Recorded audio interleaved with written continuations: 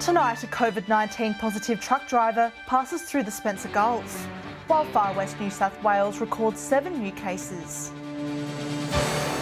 From our 7 Spencer Gulf studios, your nightly news with Ruby Kamain begins now. Good evening.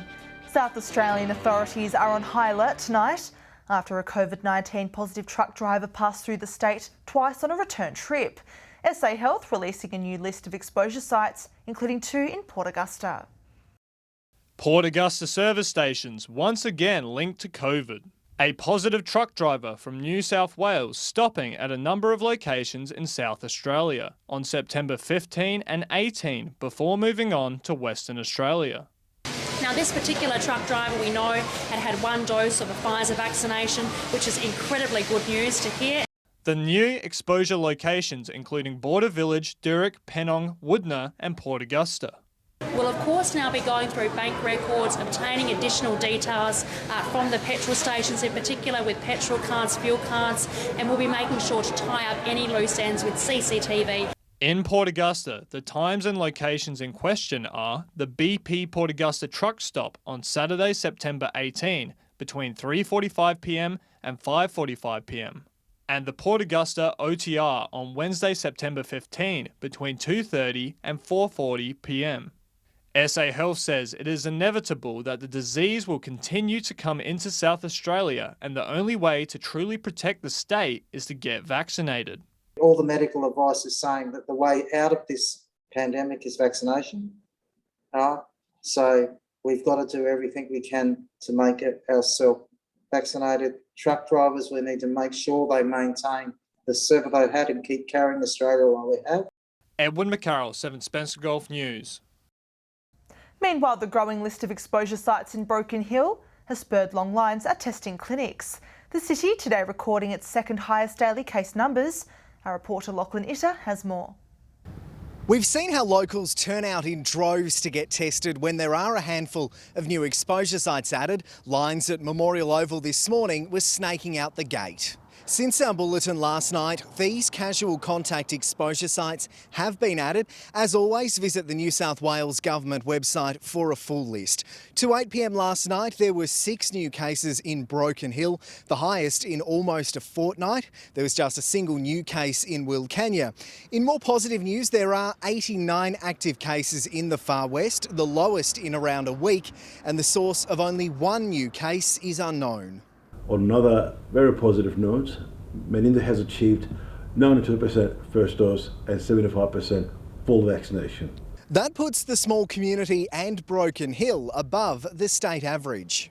We're going up at about 1% a day for second doses, so that's quite remarkable. I want to thank everybody who's going out there and doing their bit for the community and for themselves and getting vaccinated.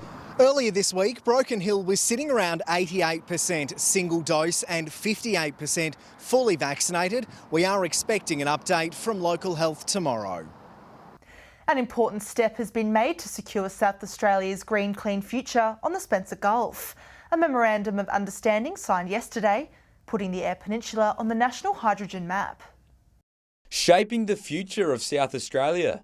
An agreement made between Australian hydrogen company H2U and the Eyre Peninsula Cooperative Bulk Handling Board. The Eyre Peninsula at the forefront of the technology. South Australia is under this unique global spotlight as kind of this test lab for the new economy. The collaboration between the two, planning to investigate the feasibility of using locally produced green hydrogen and green ammonia in the production, offtake and distribution of sustainable fertilisers and fuel products. The agriculture industry on the Eyre Peninsula leading the way. Agriculture industry, we are sitting in the early stages with potentially the next big development, the revolution that's occurring worldwide.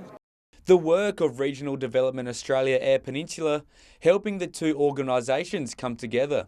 Dr Pineri saying hundreds of ongoing jobs will be created from the project. Really working with them to also create new employment opportunities beyond just farming is really fantastic. Mr Scholes saying the developments will help farmers market their products around the world. They're interested, they're curious, they're not sure how big it could get, but that's the first point. And part of having an MOU. Dylan Smith, 7 Spencer Gulf News. And that announcement to place hydrogen construction on the Eyre Peninsula has been welcomed by the Whyalla City Council. Mayor Claire McLaughlin says the city has an abundance of solar energy projects to power the conversion of water to hydrogen, also citing heavy industry consumers in the city that can support a hydrogen hub. The federal government is investing $1.2 billion into the new industry. A trail of debris has littered an area beside the Barrier Highway after a crash near Broken Hill. Police were told the vehicle lost control and rolled several times before coming to a stop 15 kilometres west of town. The 34-year-old driver, who was the only occupant, escaped with just minor injuries and was taken to Broken Hill Hospital for treatment. Police say he also underwent mandatory testing. Still to come tonight, a Clare-based construction company goes into liquidation, and CFS air attack and water bomber crews undertake training ahead of the bushfire season.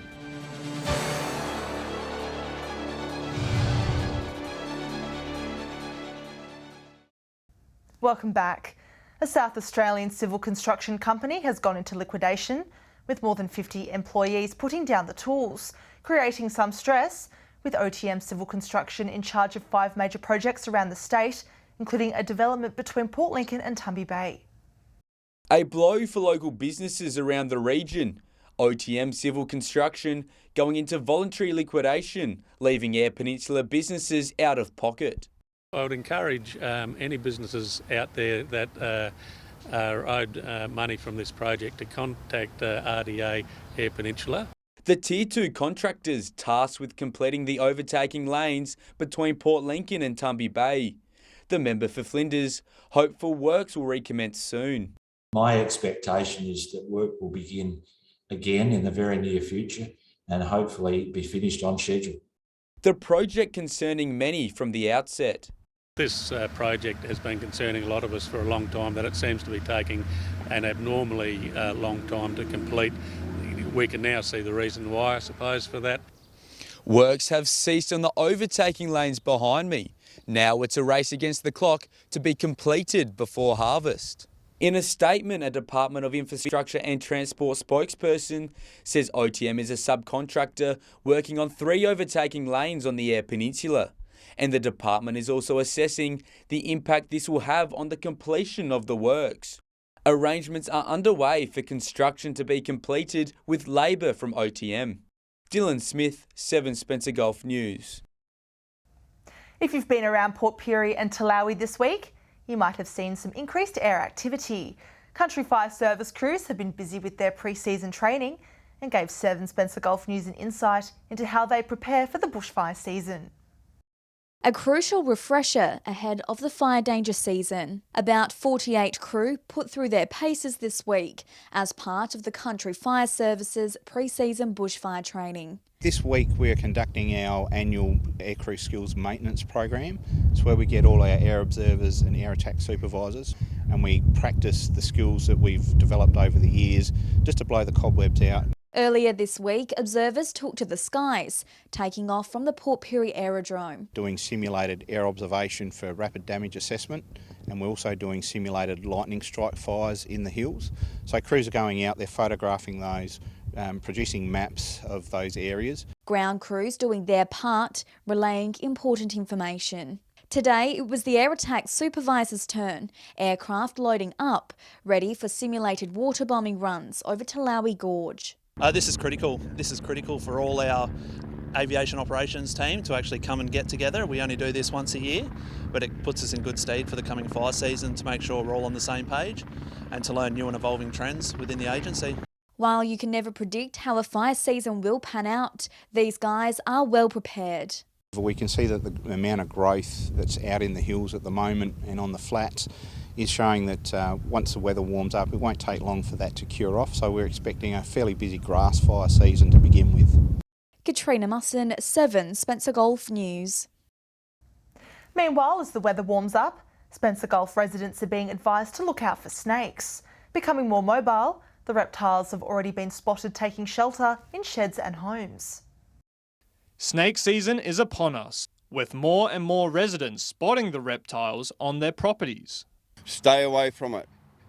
keep their eyes on it, but stay away. Get your pets out inside or just out of the way. Port Augusta Animal Control and local snake catchers receiving more call-outs this month. The Department for Environment and Water advising residents with the end of winter, more snakes are starting to slither out. Midwinter, they're a bit more active when it's warmer, but come springtime, they're out for action. The most common type of snakes in the mid-north region are king browns, common browns, and occasionally red-bellied black snakes. While on the Eyre Peninsula, especially near the coast, death adders are much more frequent. Small snakes will get into boots. Anywhere dark, it's when they're in the dark they feel comfortable. Professionals advise residents to avoid leaving items on the ground that snakes can use as hiding spots, and to keep grass cut short. Clean your yard up, get the tin up, get the mulch out of the way, and you really don't give them anywhere to hide. Edwin McCarroll, 7 Spencer Gulf News. Stay with us after the break. $1 million to go to regional South Australian community groups, and an upcoming garage sale trail encouraging Whyalla locals to recycle.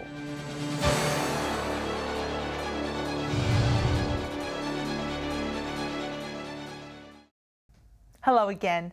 7 South Australian community groups have received a share of more than $1 million to support broad needs. The Strengthening Rural Community Grants program has also been expanded to help bushfire-affected communities. Equipping organisations in the Eyre Peninsula with the tools to help serve their community.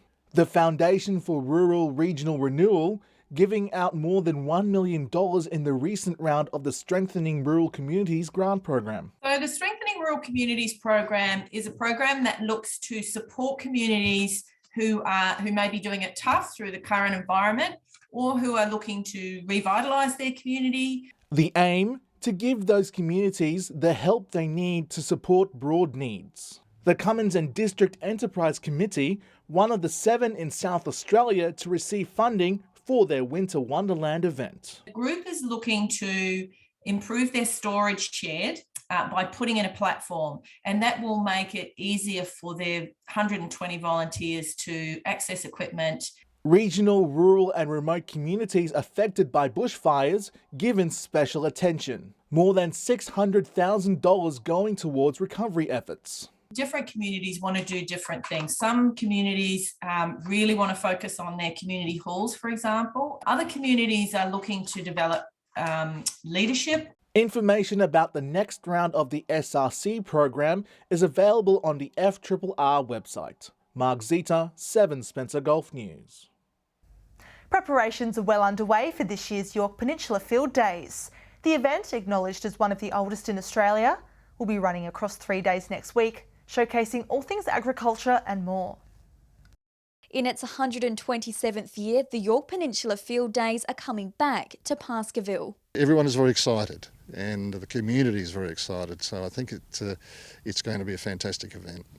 The event bringing locals 3 massive days with about 500 exhibits, showcasing agriculture machinery, equipment and technology, even fashion parades. But this year we'll have some new events. We'll have antique Caterpillar tractors on display.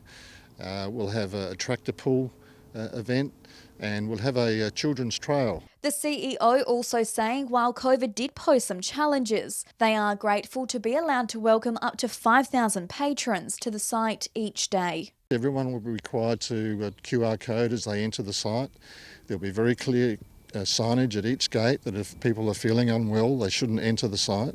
In any of the pavilions or marquees, they're required to wear a mask. The Copper Coast Mayor says the event means a great deal to the region. The field days bring so many people to our community, so that's a real economic boost with, all of the accommodation houses being full. The event will be held across Tuesday, Wednesday and Thursday next week. At this stage we're over 50% sold, so my advice would be to get in quick. Tickets can only be purchased online. Katrina Musson, 7 Spencer Gulf News. Whyalla residents are encouraged to roll up their garage doors and put on a sale for their unwanted items in November. The aim for locals to enter a circular economy, seeing items being used and reused as long as possible.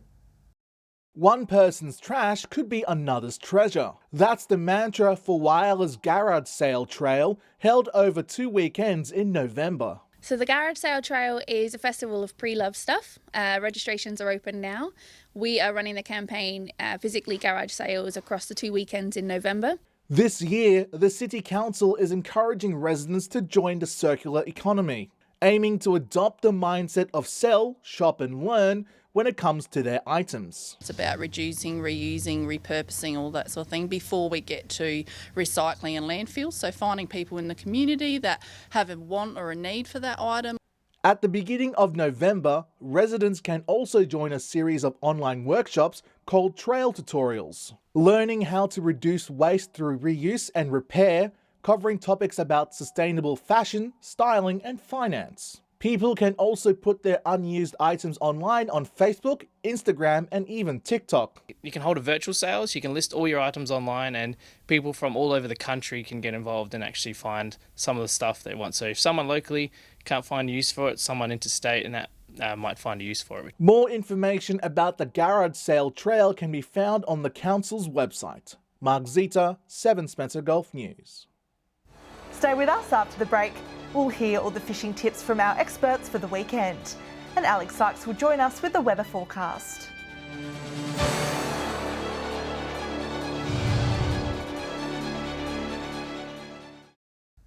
Welcome back. If you're planning to take the boat out this weekend, let's see what will be biting out in the waters. Here are our fishing experts from across the Spencer Gulf.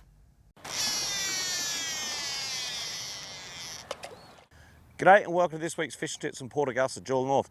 There are some King George whitings still around. They're not really taking the baits that well. They're sort of hanging back and sucking on it. Top of the tide's the best time for those. Silver whiting opposite bottom of the tide, along the flat shallows over in the Flinders Channel, also along the shacks as well. Squid have basically fairly well run out at the moment. There's the odd flathead and flounder getting caught for those that are targeting the King George whiting, and there's some salmon up around the creeks and also around the old powerhouse site. That's all we have for the Jewel of the North. Welcome to another week around the Gulf Fishing Tips from Port Pirie. Things are starting to happen. The summer season is coming upon us, so it gives us all those nice yellowfin whiting. The squid are just starting to tail off. We've still got the last of the season of the King George whiting. The best spots, as we've been talking about, are Woods Point. We come round to the mouth of Port Davis at this moment. Some of the guys are starting to see those early signs of crabs, which is just fantastic as well. We're seeing some good catches around Third Creek, Checker Boy and Eastern Shoal, and don't forget the berry weed over at Barrows Beach for some King George whiting. You should have some fun. So make the most of this last lot and start looking for the yellowfin whiting. That'll be a great season we're going to have in the future. That's all we've got. We'll see you next week. G'day and welcome to Fishing Tips in Port Lincoln. Well, the reports have been a little bit lean this week with the weather, but there have been a few squid reports from the bay here in Port Lincoln.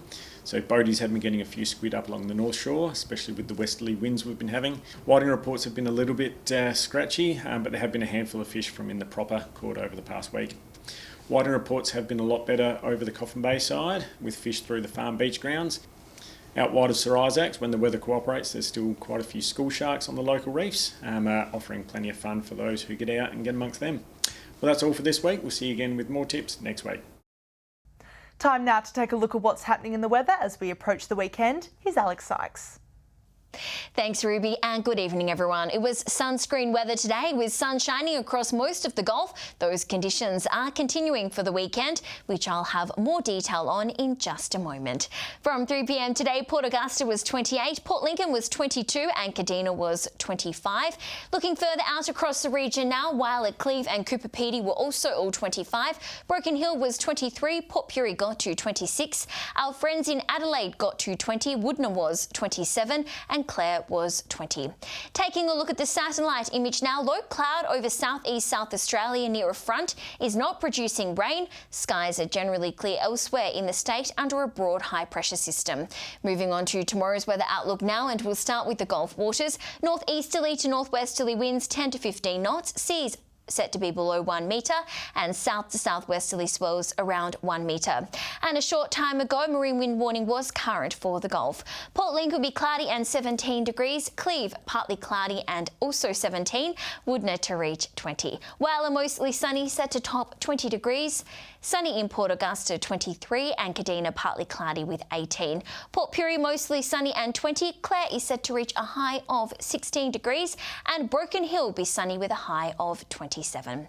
Taking a look at that all-important weekend forecast now, and Saturday ain't looking too bad for footy celebrations. Cloudy in Port Lincoln and Adelaide 15. Port Augusta, Port Pirie and Woodner will be partly cloudy and 19. Whyalla and Kadina to reach 17. Cooper Pedy sunny with 23. Broken Hill 18.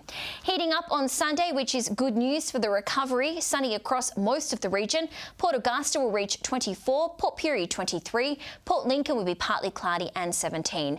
And a look at next week now. Port Augusta and Woodner are set to reach 29 on Monday, 28 in Port Pirie, Port Lincoln partly cloudy with 22 degrees, Cooper Pedy mostly sunny with wind easing, set to reach 32, and Broken Hill be sunny and top 25 degrees. Well, an absolute ripper forecast for a weekend of grand final footy, Ruby. My team's not playing, so that will certainly make it a lot more relaxing to watch. And that's all the weather from me for tonight. See you soon with an update. Lovely, thanks for that, Alex. And that's the local news this Thursday evening. Thanks for joining us. I'll have updates later. Until then, enjoy your evening. Good night.